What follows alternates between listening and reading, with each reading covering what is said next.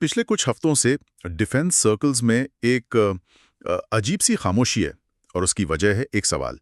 भारत को मिलने वाले 6 अपाचे अटैक हेलीकॉप्टरों का जो आखिरी बैच था, जो लगभग आ ही चुका था, वो अचानक अमेरिका में क्यों रोक दिया गया? पहले तो लगा कि ये कोई मामूली तकनीकी मामला होगा, मतलब होता रहता है। लेकिन अब जो परतें खुल रही हैं वो किसी जियोपॉलिटिकल थ्रिलर से कम नहीं है। ये समझना जरूरी है कि ये सिर्फ 6 हेलीकॉप्टर नहीं है। ये भारतीय सेना की स्ट्राइक कोर का एक बहुत ही अहम हिस्सा बनने वाले थे। वो फोर्स जो दुश्मन के इलाके में तेजी से घुसकर हमला करने के लिए बनी है। तो इस आखिरी बैच के आने से सेना की वो ताकत पूरी होनी थी। तो ये देरी सिर्फ एक डिलीवरी की देरी नहीं है, ये हमारी ऑपरेशनल तैयारियां पर सीधा असर है। बिल्कुल। और यही यही तो इस मामले को इतना गंभीर बनाता है। हमारे पास जो स्रोत है वो इशारा कर रहे हैं कि ये मामला उतना सीधा है ही नहीं जितना बताया जा रहा है। इसमें तकनीक है, डिप्लोमेसी है, बड़े बिजनेस सौदे हैं और एक ऐसा अंतर्राष्ट्रीय पेंच भी है जिसके बारे में शायद किसी ने सोचा भी नहीं होगा।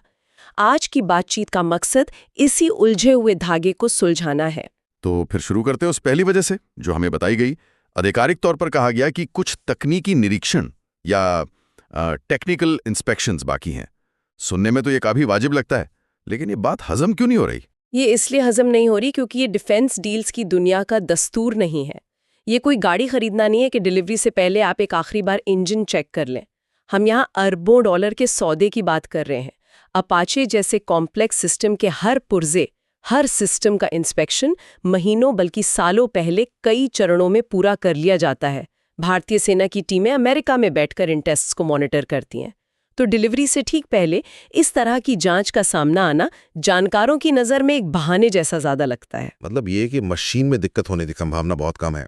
असली दिक्कत कहीं और है, और यहीं पर शक की सुई घूमने लगती है और सबसे पहले जाकर रुकती है अमेरिका पर। क्या ये भारत पर दबाव बनाने का एक तरीका हो सकता है?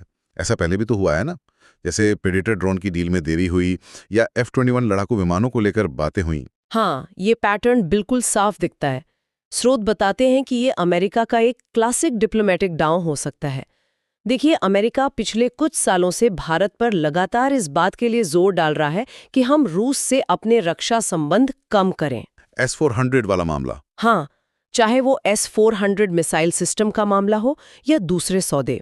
मैं ये नहीं कह रही कि अमेरिका सीधे सीधे धमकी दे रहा है, लेकिन ये एक संकेत है, एक तरीका है ये बताने का कि अगर भारत हमारी चिंताओं को नज़रअंदाज करता रहा तो भविष्य में अमरीकी हथियारों की सप्लाई में ऐसी तकनीकी दिक्कतें आती रहेंगी। तो ये एक तरह से हमारी विदेश नीति को, मतलब उससे प्रभावित करने की कोशिश है, हथियारों की सप्लाई को एक हथियार की तरह इस्तेमाल करके। ये तो बहुत गंभीर बात है। बहुत गंभीर, और इसका समय भी देखिए। ये तब हो रहा है जब भारत अपनी स्वतंत्र विदेश नीति पर जोर दे रहा है, रूस के साथ रिश्ते बनाए हुए हैं और साथ ही पश्चिमी देशों के साथ भी एक संतुलन साध रहा है।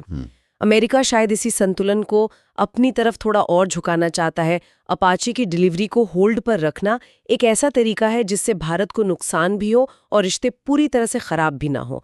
ये एक सधा हुआ कूटनीतिक कदम लगता है ना।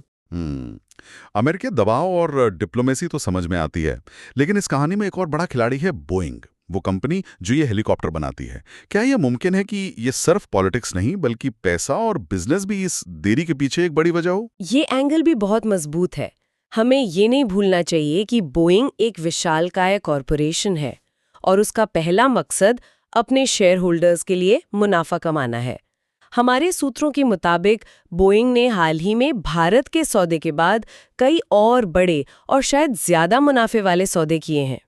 पोलैंड ने 96 अपाचे का ऑर्डर दिया है। कतर और सऊदी अरब जैसे देश भी बड़े ग्राहक हैं। तो आप ये कह रही हैं कि हो सकता है कि बोइंग भारत के पुराने ऑर्डर को साइड में रखकर अपने नए और ज्यादा बड़े ग्राहकों को खुश करने में लगा हो? इसकी संभावना से इनकार नहीं किया जा सकता। डिफेंस मार्केट बहुत प्रतिस्पर्धी है। हो सकता है पोलैंड का ऑर्डर ज्यादा अर्जेंट हो, या शायद उन सौदों में शर्तें ऐसी हों कि उन्हें प्राथमिकता देना बोइंग के लिए ज्यादा फायदेमंद हो। जाहिर है, बोइंग जैसी कंपनी ये बात कभी खुलेआम स्वीकार नहीं करेगी। बिल्कुल नहीं। वो हमेशा कहेंगे कि हम अपने सभी ग्राहकों का सम्मान करते हैं, लेकिन पर्दे के पीछे प्रोडक्शन लाइन पर किसे पहले जगह मिलती है, ये फैसले अक्सर बिजनेस के गणित से तय होते हैं। तो ये अमेरिकी सरकार का दबाव और बोइंग की अपनी व्यावसायिक प्राथमिकताएं दोनों मिलकर इस देरी की वजह बन सकती हैं। अमेरिकी दबाव, बोइंग के अपने सौदे, ये तो ऐसा लग रहा है जैसे हमने हेलीकॉप्टर नहीं बल्कि एक अंतर्राष्ट्रीय सरदर्द खरीद लिया है।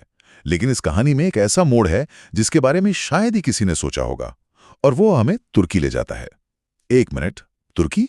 अपाचे तो एक अमेरिकी हेलीकॉप्टर है, इसमें तुर्की का क्या काम? ये बात तो कहीं से भी सीधी नहीं लगती। यही इस मामले की सबसे जटिल और चौंकाने वाली परत है।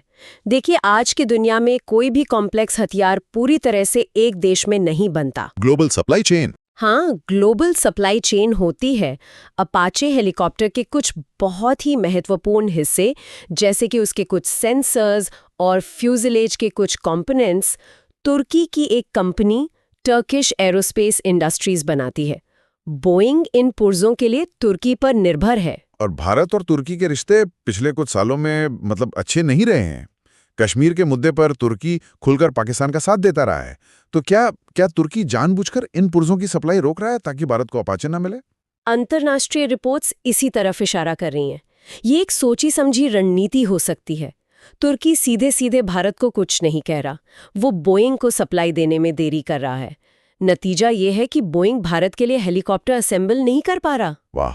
ये जियोपॉलिटिक्स का एक बेहतरीन उदाहरण है कि कैसे सप्लाई चेन को एक हथियार की तरह इस्तेमाल किया जा सकता है। सोचिए, हमारी सेना की ताकत की एक चाबी अंकारा में किसी के हाथ में है। ये इस बात का सीधा सबूत है कि किसी एक देश पर हमारी निर्भरता कितनी खतरनाक हो सकती है। तो हमारे पास अब 3 बड़ी संभावनाएं हैं: अमेरिका का डिप्लोमेटिक दबाव, बोइंग की बिजनेस प्राथमिकताएं और तुर्की की तरफ से एक स्ट्रेटेजिक रुकावट। हमारे सूत्र इन तीनों में से सबसे ज्यादा वजन किसे दे रहे हैं? क्या ये तीनों अलग अलग हैं या आपस में जुड़ी हुई हैं?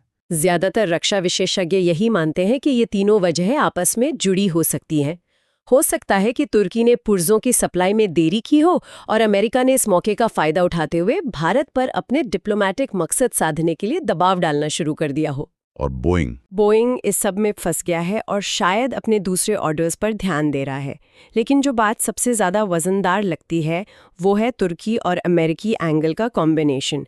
ये सिर्फ बिजनेस का मामला नहीं लगता, ये उससे कहीं ज़्यादा बड़ा खेल है।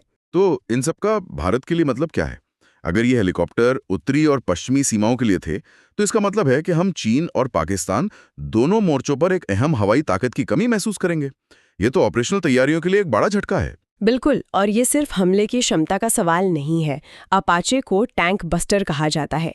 ये हमारे ज़मीनी सैनिकों को हवाई कवर देने और दुश्मन के टैंक रेजिमेंट को रोकने की क्षमता पर सीधा असर डालता है।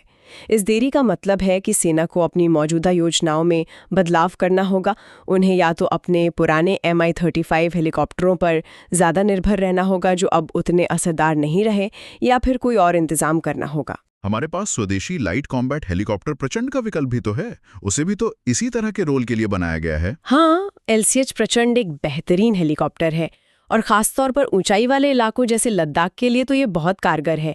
लेकिन अपाचे और प्रचंड को एक दूसरे का विकल्प समझना ठीक नहीं होगा। क्यों? अपाचे का रडार सिस्टम, उसकी मिसाइलें ले जाने की क्षमता और दूसरी हथियार प्रणालियों के साथ नेटवर्क में जुड़कर काम करने का जो इकोसिस्टम है, वो उसे एक अलग लीग में रखता है। LCH उस कमी को कुछ हद तक पूरा कर सकता है, पर वो अपाचे की जगह नहीं ले सकता, कम से कम अभी तो नहीं। तो ये घटना असल में एक बड़ी चेतावनी है। ये हमें दिखाती है कि जब आप अपनी रक्षा जरूरतों के लिए दूसरों पर बहुत ज्यादा निर्भर होते हैं तो आप कितने लाचार हो सकते हैं।